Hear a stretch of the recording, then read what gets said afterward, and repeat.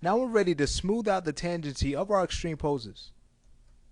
First, we'll change our default in and out tangency to flat, which is great for animating moving holds and subtleties, which we see a lot of in movement. So it's going to be excellent to use for this project. We'll go to our preferences, and in our preferences we'll go to the animation category, and there we'll change our, again, default in and out tangency to flat and save our settings. Great. Now if we scrub through our animation, notice that it's still blocked out. So what we need to do now is make sure that our keys and F curves have flat tangency as well. So what we'll do is bring back our NURBS curves and marquee select all of them, deselect the global control, we don't need that, and then we'll scrub a little bit past in our animation so we can grab our arm IK controls and our elbow controls as well. So with all of our controls selected, we'll now go to our perspective and graph view and hit F to make sure that our F curves are framed. Then we'll go to this icon, this flat tangency icon, and select it. And notice now the animation is now smoothed out and set to flat tangency. So let's go ahead and focus in on our perspective view, start back the animation, and we'll hit play so we can get an idea of what we'll be working on. So we can see that things definitely look weird. Characters sliding around, and our switches from IK-FK mode and our bar band are definitely off. So we've got some work to do, but we'll get it fixed up before you even know it. So let's go ahead and stop this. And the first thing we'll do is go ahead and hide the legs. Remember, we'll be hiding the legs to avoid as many distractions as we can in our animation. So once we have the upper body finished, we'll go back and work on the legs. So what we can do to hide them is select our global control, and notice we have a show hide proxy channel here. So if we go to that and put in a value of 1, notice this primitive GUI comes up, but it is self-explanatory. So if you wanted to hide certain parts of the body, let's say the neck and head, you'd select this curve and put in a value of 0 in the hide channel.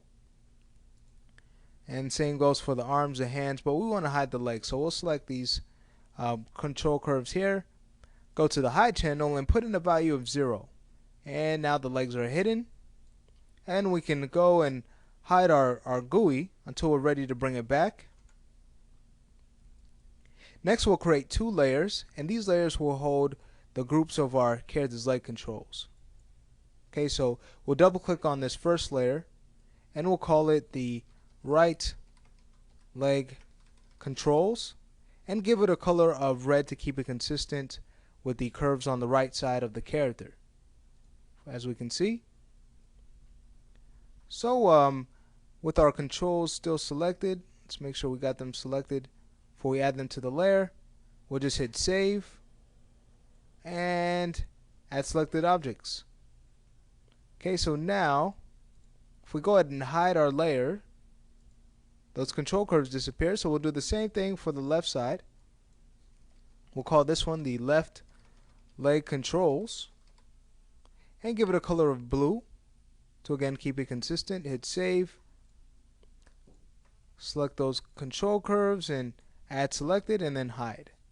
Alright, great. So now the distraction of the legs are gone, and we can begin by scrubbing through our animation and see what major things we can adjust for now before we get in and start doing the more detailed stuff.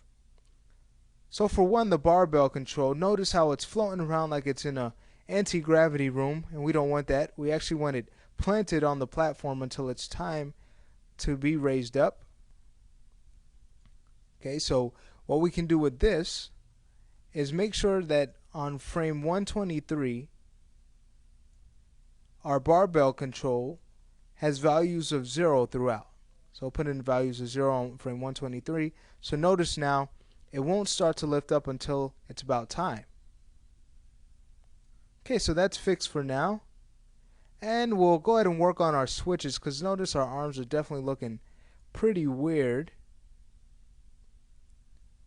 Like for example, on about frame 298, notice how the The hands should still be on the barbell, but they're not right now. Right now they're closer to their victory pose position, so we need to adjust that.